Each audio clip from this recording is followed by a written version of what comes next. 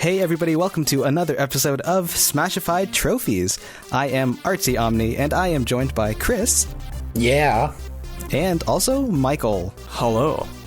Ooh. So, we did a Flowey trophy prior to this one, and now we're doing yet another Undertale character. This one is Sans the Skeleton. Everybody's favorite big, well, not very big, but I guess short, stout skeleton. He's just big boned, man. Big boned. Yeah, he big boned it. Yeah, man. We don't even know. I mean, we made a skeleton, but you'll see that. That's going to be a fun part of the process. So, Sans is obviously, if you've played Undertale, he's a very pivotal character in the story. By the way, probable spoilers in this video, so be warned. So this is something that Chris was I think the largest, had the largest role in creating this one, right? Yeah, you and I both did this one. It was great. I loved it. Sean did a portion of this as well, right? I totally forgot. Yeah. Well, what happened was, in terms of process, it was about halfway-ish through of the base process, and Sean jumped on to do the ribs and spine because he had just done the same on Ridley, and I was like, hey man, you still got that in you? And he's like, Sean's free-fried ribs, are you kidding me? Gotcha. So he jumped right on. So yeah, it was a little bit of teamwork. Good teamwork. Yeah. And so basically the process for this one was a little bit interesting because to kind of get a better understanding of the character, you ended up actually constructing the skeleton body of Sans, which is not something you ever see in the game, but it's something that kind of informs the shapes and whatnot. So, well, you could possibly see it if you're looking at the overworld sprites, which was a huge discussion of ours, because... Yeah, you could, but not exactly. I mean, it's really hard to say, just because those are so small, and that's the only way that we can really see, side view and back view. Did they even show back view at all? I don't remember. But... yeah, otherwise it's just the battle sprite, and there's actually a lot of inconsistencies between the battle sprite and the overworld sprite, so we had to kind of decide, which one to kind of represent the character. And we're also fortunate enough to have some official merchandise that we could look at for Sans from the Fangamer vinyl figurines, so that helped a bit, but obviously we also wanted to stay a little bit closer to the actual battle sprites, which there was a little bit more liberty taken, but I'm sure that was sanctioned by Toby, so we just wanted to kind of keep it really, really close to the source. Yeah, Sans is awesome. Undertale's awesome. It's great to have this whole series back. I know it's a franchise, or I guess game, that has a sort of split love-hate relationship with fans, but I think I definitely am on the love with side. The internet. With the internet. Yeah. Fans love it, obviously, but the internet's a little bit, some people love it, some people hate it. I think that's just natural with anything that gets this big. Yeah. There's just bound to be polarized opinions about it. So. Yeah, I kind of miss having Undertale around, maybe not as much as it was, because it was a little overwhelming at times, but I miss having Undertale as a presence in general. Yeah, and I kind of wonder, I was actually talking to a friend about this, what's next for Toby? This was kind of his magnum opus that he worked on for a few years and definitely paid off and got a huge following, but I'm curious to see where Toby goes from here. Does he just sit pretty on the money he made? I don't know how much money he made, obviously, but I'm sure it wasn't a small sum, so...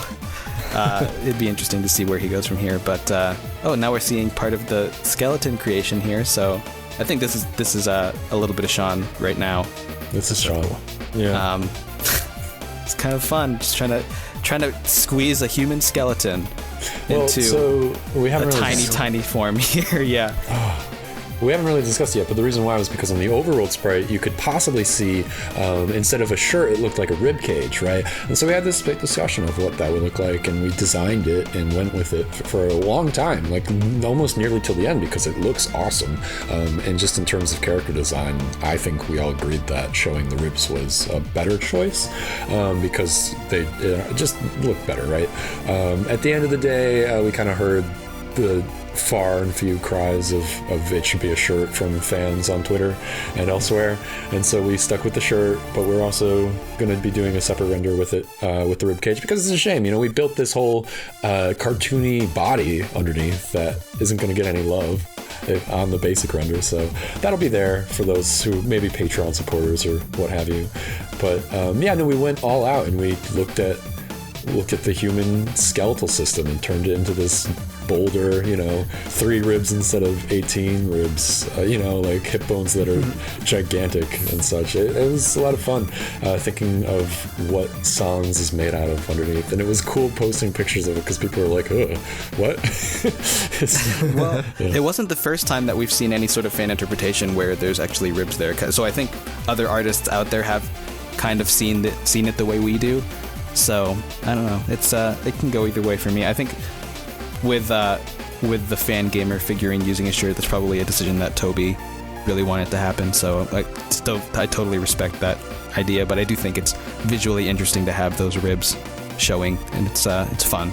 But yeah, I mean, you'll probably see that version of the artwork on DeviantArt at the very least. It's awesome to think that at this point of Smashified, we're sort of interpreting design like this, like big time, all over the place on every episode, and it comes down to what's going to make the episode good is which designs we go with, right? So in this case, there was a lot of question, are we going to go with the shirt or the ribcage? Are we going to do the slippers? Or are we going to do the sneakers? Slippers. So, he's definitely wearing slippers, people. Get over it. Yeah. Another decision that you're looking at right now was how to handle his hands, because in the game, his hands are just like mittens, basically. Well, people mentioned that too. They were like, "What's up? Where's his mittens? Why didn't you do mittens?" And I'm like, "Well, it didn't feel like mittens." Yeah, it's interesting because none of the characters that you see battle sprites for really show their hands, except for, I can't remember. Does Undyne have regular old hands? I think so. I want to look it up, but I'm not going to.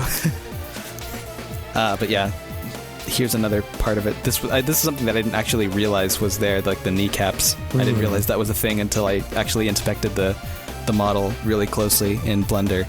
I did a little bit of tweaks here and there closer to the end of the process, but this is fun. I love how you just chopped out this little cylinder to be able to make that part of the pelvis. Yeah, hips are something I haven't really I guess thought about a lot, weirdly enough, like the actual like hip shape. I mean, I know the general gist of it, but it's like it took me a second while sculpting it because I never sculpted a hip bone before, right? So I'm like, yeah. So this goes where? the way bones actually attach and kind of sit inside the muscle structures of your body, sometimes it would surprise you, like the fact that the femur actually slants quite a bit rather than just going straight down. Like it's attached more toward the outside of the hips, and then by the time it gets to your knees, it's kind of, you'd almost think that the skeleton looked kind of bow-legged, but that's actually just the normal position or orientation of that particular bone. And it's just interesting kind of delving that deep into the anatomy of things and trying to figure out how that would apply to such a stout character, because his limbs are like super short. He's like, what, 2.5 heads tall, maybe? Is he? Yeah, he's got a giant head. He's got a huge head, yeah. We've been doing a lot of head proportions. Well, it's like it's part of the character, Yeah. His head is as big, is literally like his most important part of him, and as it should be on a character, right? So we had a lot of discussion about the head too, because I was thrilled to make it into like a big like actual skull instead of just a ball. Like seeing the way the spine connected to it in the back and everything, that was exciting to me. I was saying it from the start. I was just excited to see how this head would come out. And I mean, I don't want to toot our own horns, but I feel like this is probably the best Sans 3D model head that I've seen on the internet. I'm not gonna toot any horns. Shots fired. Bang bang. Bang bang. I don't know. I just look at it and I love it so much. It's really good. Really, I mean, yeah, there's a lot of variance in how the skull shape is handled, even in like official merchandise and things like that. Because something that we talked a little bit about with the Flowey trophy is that the character designs aren't stipulated very heavily upon in a very concrete way in the official game, and there's no like manual or official artwork to go and accompany with the game, except for stuff that was maybe on the Kickstarter page. So you gotta kind of take a few liberties and make a few logical leaps based on what feels like it belongs in the game. And so there was definitely a lot of stipulation that we had to do and speculation. But yeah, I'm currently doing a little bit of polish work on the skull shape, and from here on out it's basically just a lot of adjustment to to make sure everything feels really nice. And it was actually during this part of the process that we were able to get a closer look at some other stuff from the actual guy who worked on the Fangamer models. So that was really helpful for us. So Michael, you made this music, huh? Sure did. Yeah, so I never actually played Undertale myself. I've only ever watched playthroughs. So at the time, I was watching the Game Grumps playthrough, and they didn't do the Genocide run yet. So it was kind of just like going around through Undertale songs. I just really liked the music, and I saw this one, and I saw who the boss was, and I was like, "What?" My mind was blown. So I had to do the song like right away. And it's one of the rare times where I did a remix and the song like just kind of happened very naturally. Like I didn't have to think too hard, didn't have a lot of creative blocks. It just kind of really flowed, which was a real nice treat. Yeah, that's always really nice when that happens, because whenever I'm doing music, it's a real struggle to kind of put my own spin on things. So it's always nice when things just happen kind of naturally like that. Yeah, definitely. What's going on over there?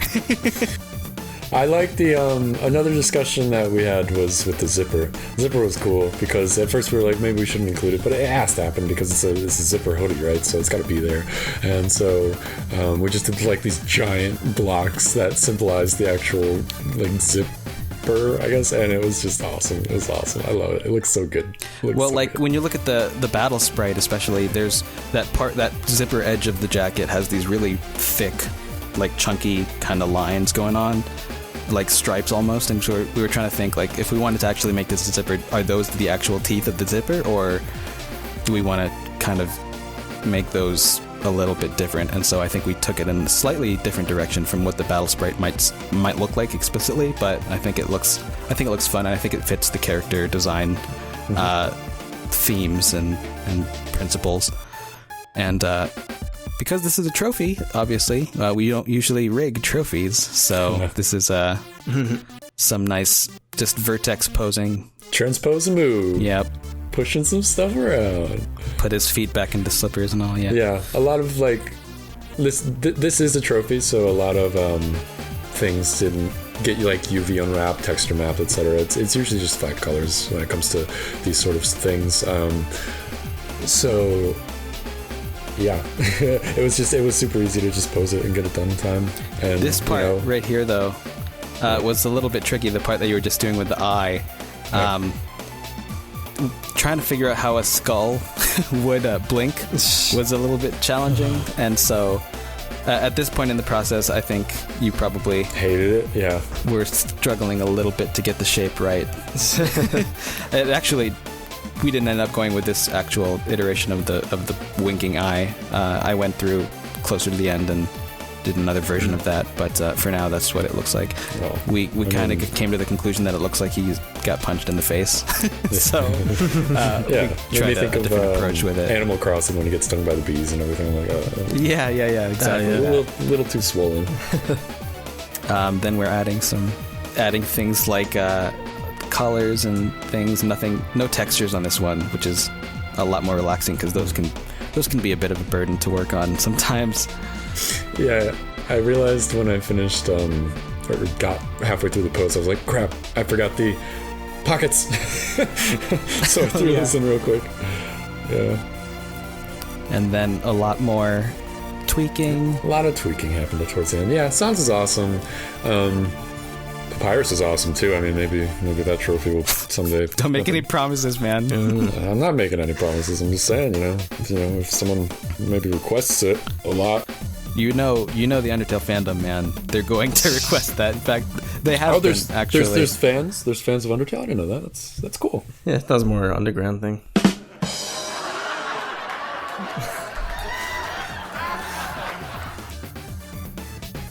So this is the second wink. Yeah, and a little less beaten up. Yeah. Instead of coming in from the outside and sticking a ball in there, I kind of inflated it from the inside to try to fill it in. My interpretation was more like halfway through the battle when you punch him in the face and he's done. You don't punch. You stab. I guess slash, whatever. I don't know. Yeah. But yeah, so here is the finished artwork, and we thought we'd have a little bit of fun with this one, with Sans obviously being named after a typeface that is pretty well known to the people of the internet. I'm sure they love it. I'm sure Most people hate it. You don't say. that was the joke, Chris. You don't have to destroy the joke, man. I mean, it would look pretty good if it was papyrus font, would it not? Don't even, man. See, that's another reason. Yeah, what kind of precedent are we setting? Oh no. Well, that's it for this episode, guys. So, thanks so much for watching, and be sure to check out other stuff. We've got Smash Fight and Splatshine. Splatshine going to be seeing a resurgence in the near future, and there's also going to be stuff on Patreon and Gumroad. So be sure to check that out. So until next time, guys, we will see you later. What happened in the middle there? Why did I hear the intro again?